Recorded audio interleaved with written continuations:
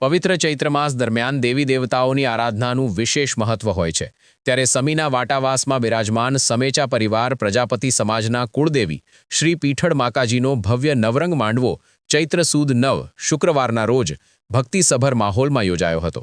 આ ધાર્મિક પ્રસંગે શુક્રવારની રાત્રે સમસ્ત પરિવાર દ્વારા ભોજન પ્રસાદ લીધા બાદ માતાજીની રમેલ માંડવો શરૂ કરવામાં આવી હતી।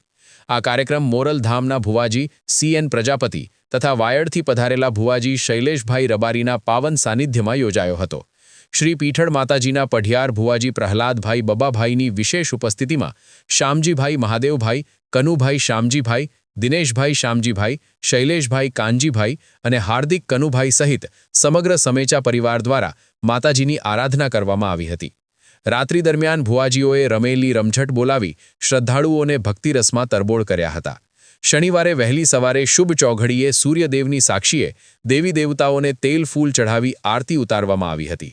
આ પ્રસંગે શ્રી 8 પરગણા વઢિયાર પ્રજાપતિ સમાજ ગાંધીધામના પ્રમુખ રમેશભાઈ હરગોવનભાઈ, શ્રી ઊણ પરગણા પ્રજાપતિ સમાજના પ્રમુખ રામજીભાઈ વાલપુરા તેમજ શૈલેષભાઈ પ્રજાપતિ અધગામ સહિત મોટી સંખ્યામાં ભુવાજીઓ, સગા સ્નેહીઓ અને સમાજના અગ્રણીઓ ઉપસ્થિત રહ્યા હતા।